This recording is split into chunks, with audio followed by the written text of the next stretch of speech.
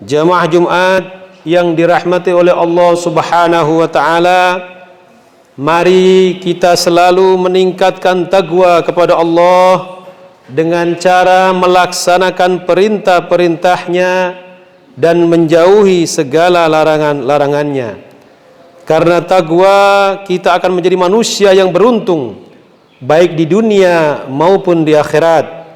Dan jangan sampai kita kelak meninggal dunia kecuali dalam kondisi sebagai muttaqin. Jamaah Jumat yang dirahmati oleh Allah Subhanahu wa taala, perlu kita ketahui bahwa saat ini kita masih berada dalam satu bulan yang mulia, bulan dan agung, yaitu bulan Dzulhijjah. Bulan Dzulhijjah ini merupakan salah satu dari 4 bulan yang dimuliakan oleh Allah Subhanahu wa taala.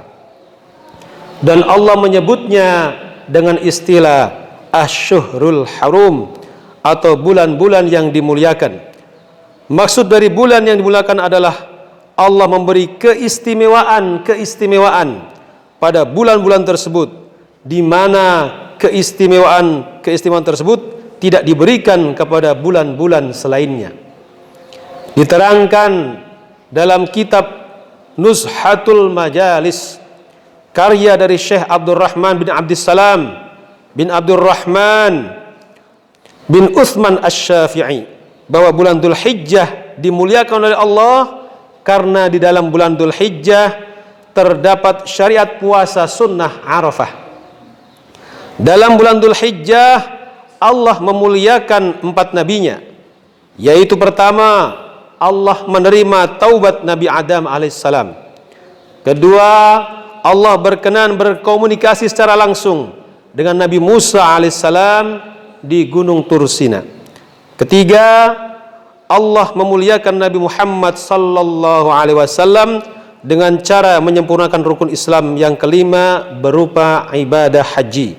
Dan yang terakhir adalah Nabi Ibrahim ketika menyembelih putranya yakni Nabi Ismail. Allah menggantikan Nabi Ismail dengan domba kurban dari Habil putra Nabi Adam alaihissalam.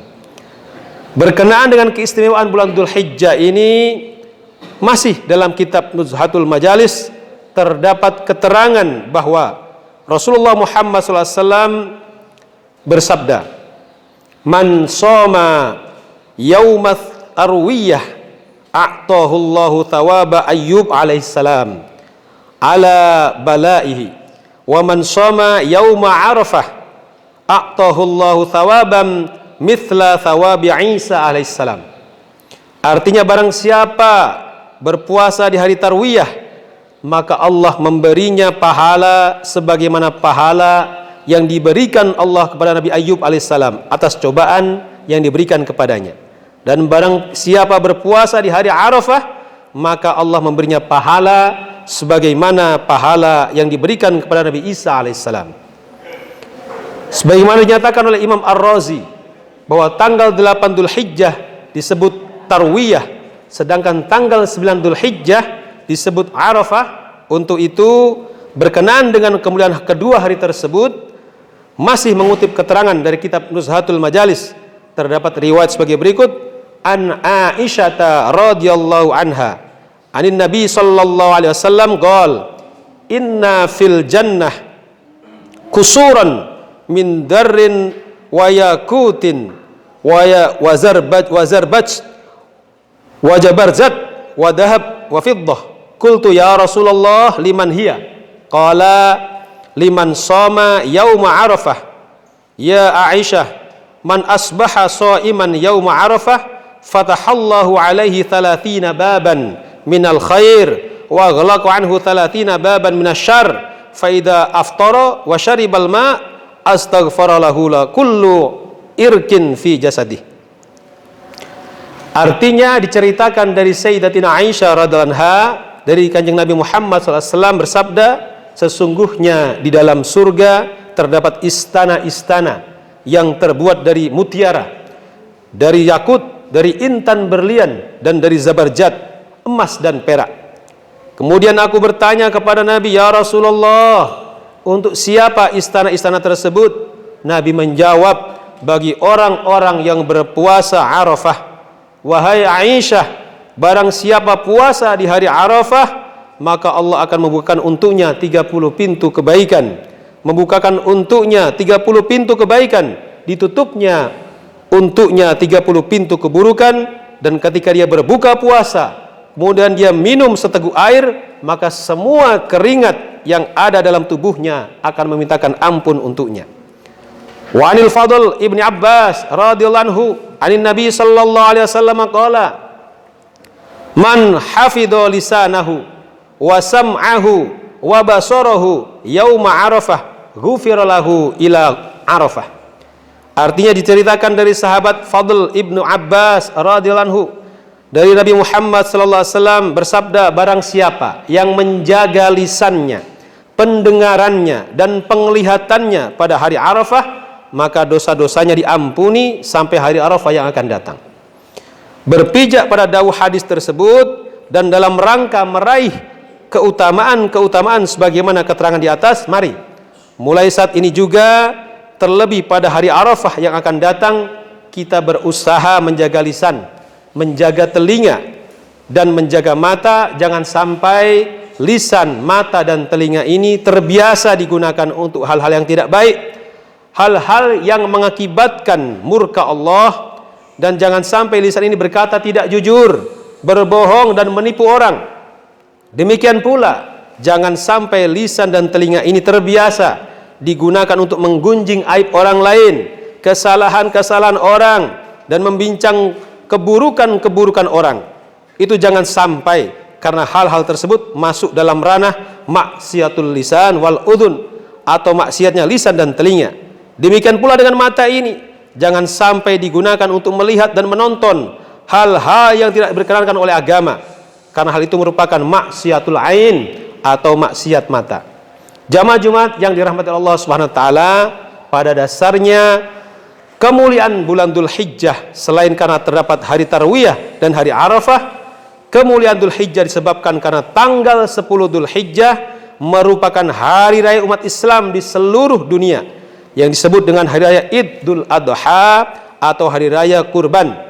Pada hari raya ini, sebagaimana banyak diterangkan dalam kitab-kitab hadis, banyak sekali amaliyah yang bila dikerjakan maka akan mendapatkan balasan dari Allah tidak sebagaimana mestinya, karena amaliyah tersebut pahalanya akan dilipat gandakan. Salah satu dari sekian banyak amaliyah tersebut adalah ibadah kurban atau ibadah berupa menyembelih hewan kurban. Ibadah ini sebagaimana riwayat hadis merupakan ibadah yang paling dicintai oleh Allah Subhanahu wa taala. Diriwayatkan oleh Al-Imam At-Tirmidzi, ma amila adamiyun min amalin yauman nahri ahabba ilallah min ihraqid dam, innaha la ta'ti yaumal qiyamah bikuruniha wa asy'ariha wa adlafiha wa anaddam la yaqwa minallah bimakanin qabla ay yaqwa minal ardi fatibu biha nafsan. Yang artinya tidak ada amal, tidak ada pekerjaan di hari raya Idul Kurban, ya, yang lebih dicintai oleh Allah daripada mengalirkan darah, yakni menyembelih hewan kurban. Karena sesungguhnya kelak di hari kiamat hewan kurban tersebut akan datang lengkap dengan tanduknya, bulu-bulunya dan kuku-kukunya. Dan sesungguhnya pahala kurban itu telah sampai kepada Allah SWT sebelum darah dari kurban yang sembelih itu menetes di tanah. Oleh karenanya, ikhlaskanlah hatimu. Hadis riwayat Imam Tirmidzi. Berkenaan dengan keutamaan ibadah kurban, sebagaimana didawuhkan oleh Syekh Abdul Qadir Al-Jailani dalam kitab karyanya Al-Ghunyah, Nabi Daud bertanya kepada Allah, wahai Allah, apa pembalasan umat Nabi Muhammad yang mau berkurban? Kemudian Allah menjawab, thawabuhu an u'tiyahu bikulli sya'ratin ala jasatiha asyra hasanatin wamhu anhu asyra sayyiatin warfa' lahu asyra darajatin amma alimta ya Daud annad dhuhaya hiyal mataya wa annad dhuhaya tamhul khotoya. Artinya balasannya adalah pada tiap-tiap bulu dari hewan kurbannya aku beri dia 10 kebaikan, aku hapus 10 dosa-dosanya, dan aku angkat dia dengan 10 derajat. Ketahuilah wahai engkau Nabi Daud bahwa sesungguhnya hewan kurban itu adalah kendaraan, dan sesungguhnya hewan kurban itu adalah penghapus kesalahan-kesalahan. Jamaah Jumat Allah SWT, sebagaimana keterangan-keterangan tersebut, baik yang berkenaan dengan puasa hari Tarwiyah maupun puasa hari Arafah dan keutamaan-keutamaan ibadah kurban, mulai saat ini juga mari kita berazam, mari kita berniat dalam hati melaksanakan amaliyah tersebut dengan sekuat tenaga. Bagi yang telah mampu berkurban, silahkan berkurban baik dengan kambing, domba maupun sapi, karena ibadah kurban hukumnya sunnah muakkad atau sunnah yang sangat dikukuhkan. Artinya yang sangat dianjurkan dalam Islam. Bahkan menurut mazhab Hanafi diterangkan dalam kitab Al-Fiqh ala Madhabi Al-Arba'ah karya Syekh Al-Jaziri bahwa tidak berkurban bagi orang-orang yang semestinya mampu berkurban menyebabkan terhalang dari syafaat Rasulullah Muhammad sallallahu alaihi wasallam. A'udzu billahi minasyaitonir rajim. Faman ya'mal mithqala dzarratin khairan yarah wa may ya'mal mithqala dzarratin syarran yarah. Wa qur rabbighfir warham wa anta khairur rahimin. Bismillahirrahmanirrahim. Qul huwallahu ahad, Allahus samad, lam yalid wa lam yulad. Bismillahirrahmanirrahim. Allahus samad. Bismillahirrahmanirrahim. Allahus samad.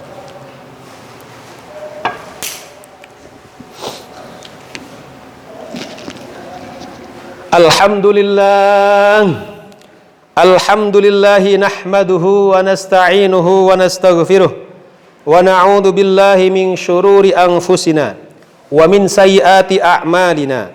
May yahdihillahu fala mudhillalah wa may yudlil fala hadiyalah. Asyhadu an la ilaha illallah wahdahu la syarikalah wa asyhadu anna sayyidana Muhammadan 'abduhu wa rasuluh. Allahumma salli wa sallim wa barik ala sayyidina Muhammadin wa ala alihi wa ashabihi ajma'in, amma ba'd. Fa ya ibadallah ittaqullaha haqqa tuqatih wa la tamutunna illa wa antum muslimun. Qala Allah ta'ala fi kitabil karim, a'udzu billahi minasyaitonir rajim. Bismillahirrahmanirrahim. Innallaha malaikatahu yusholluna 'alan nabiy. Ya ayyuhalladzina amanu sallu alaihi wa sallimu taslima. Allahumma salli wa sallim ala sayyidina Muhammad wa ala sayyidina Muhammad kama sallaita ala Ibrahim wa ala ali Ibrahim wa barik ala Muhammad wa ala ali Muhammad kama barakta ala Ibrahim wa ala ali Ibrahim fil alamin innaka Hamidum Majid. Allahumma ighfir lil mu'minina wal mu'minat wal muslimina wal muslimat al ahya'i minhum wal amwat. Allahumma inna nas'aluka salamatan fid din wa afiyatan fil jasad wa ziyadatan fil ilm wa barakatan fil rizq wa taubatan qablal maut wa rahmatan indal maut wa maghfiratan ba'dal maut. Allahumma hafina alaina fi sakaratil maut wan najata minan nar wal afwa indal hisab. Allahumma adfa' 'anal ghala wal bala wal waba wal fahsya wal munkar wasyadaid wal mihan ma dhahara minha ma batan min baladina hada Indonesia khassah wa min buldalil muslimina ammah innaka ala kulli syai'in qadir. Rabbana atina fid dunya hasanah wa fil akhirati hasanatan wa qina adzabannar. Ibadallah, innallaha ya'muru bil adli wal ihsan wa ita'i dzil qurba wa yanha 'anil fahsya'i wal munkari wal baghi ya'idukum la'allakum tadhakkarun. Fadhkurullahal 'azim yadhkurkum wa la dzikrullahi akbar. Aqimis shalah.